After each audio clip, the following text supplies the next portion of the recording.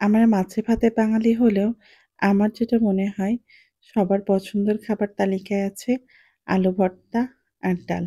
আসসালামু আলাইকুম এভরিওয়ান, কেমন আছেন সবাই? আলহামদুলিল্লাহ আমরা অনেক ভালো আছি। আজকে আমি কি রান্না করব সেটাই আপনাদের সঙ্গে শেয়ার করব। তো এই যে ১ম এ আমি ঢেঁড়সগুলাকে একটা পাতিলে ঢেলে নিয়েছি। এবার আমি এগুলাকে ভালোভাবে ধুয়ে নিব। যাতে ঢেঁড়সে কোনো ময়লা না থাকে। আর এরকমভাবে ২-৩ বার ধুয়ে নিলে পারেই ঢেঁড়সটা পরিষ্কার করা হয়ে যাবে। আর ফ্রিজে ৩ টুকরা মাছ ছিল, ইলিশ মাছ। তো ভাবলাম এগুলা দিয়ে আমি মাছ ভর্তা করব। ইলিশ মাছ ভর্তা খেতে অনেক ভালো লাগে। তো ৩ টা মাছ দিয়ে আমার হয়ে যাবে ভর্তা করা। আর এদিকে আমি ইলিশ মাছটা ভেজে নিয়েছিলাম। তারপর আমি এর ভিতর দিয়েছি আমি আজকে চিংড়ি মাছ দিয়ে ঢেঁড়স দিয়ে আলু দিয়ে রান্না করব। তো এভাবে রান্না করলে খেতেও অনেক ভালো লাগে। তো আমি আগে কখনো খাইনি।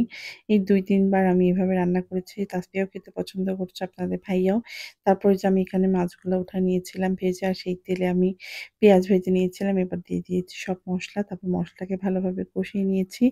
এবার দিয়ে দিব আলুগুলো আমি এই যে ছোট, ছোট করে কেটে নিয়েছিলাম। আর ঢেঁড়সের চাইতে আলুটা সেদ্ধ হতে বেশি টাইম লাগবে। সেজন্য আমি আলুটাকে আগে দিয়ে নিয়েছি মসলাতে। কিছুক্ষণ নাড়াচাড়া করে তারপর আমি আলুটা একটু সিদ্ধ হয়ে আসলে পারে তারপর আমি এর ভিতর ঢেঁড়সগুলা দিয়ে দিব।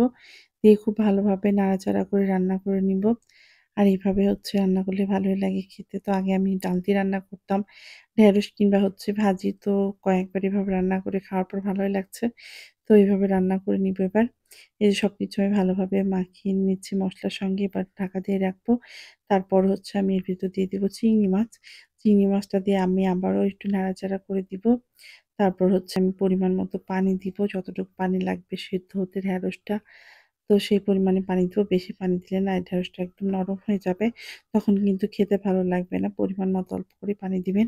তারপর একটু ঢাকা দিয়ে রান্না করলে পরে ঢেঁড়স রান্নাটা হয়ে যাবে। আর এখানে আমি রান্না করেছিলাম ডাল। তো ডালের তো এখন সিজন শেষ। এখন আম তো পাকা ধরে গিয়েছে। আর আমি না ফ্রিজে ফ্রোজেন করে রাখবো সেটা আমার মনে ছিল না। সেজন্য আমার এবার ফ্রিজে রাখা হয়নি। তো ডাল খেতেও ভালোই লাগে গরমে। আর যেহেতু আম নাই তাই আর কি করার, এমনিতেই ডাল রান্না করতেছি।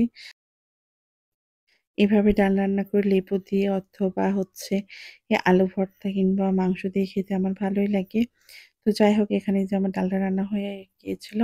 আর আমি আলুগুলা ভাতে দিয়েছিলাম সেদ্ধ করার জন্য। আলুগুলো সেদ্ধ করে নিয়েছি, এবার ভর্তা করে নিব। আর আলু ভর্তা দিয়ে ডাল খেতে আসলে অনেক মজা লাগে।